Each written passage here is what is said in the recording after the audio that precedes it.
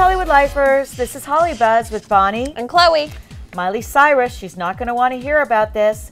Apparently, Liam Hemsworth is even more in love with Eiza Gonzalez than he ever was with her. Oh, that is so sad. Well, listen, so we told you at HollywoodLife.com that Liam and Eiza actually had a very sexy date in New York City not too long ago, and now there's a new report out there that says that he is absolutely smitten with Eiza, that she is the sexiest woman that he has ever laid his eyes on. Sorry, Ooh, Miley. yeah, Miley. And that he is tired of Miley's mind games and juvenile behavior, and he is just all in this relationship with Eiza, and I'm really happy for Liam. But come on, he basically was engaged to one woman about 3 weeks ago, and a day after found Eiza. Like, talk about a rebound. Definitely. That's an instant rebound. But you want to know who's not staying quiet throughout all of this is Eiza. She actually took to Twitter on October 8th and she wrote, "When people don't know what's going on in your life, they speculate, like us. And when they do know, they just hate." However, we also know at HollywoodLife.com that sources have told us that Miley is happy for Liam and doesn't hold any bitterness towards him,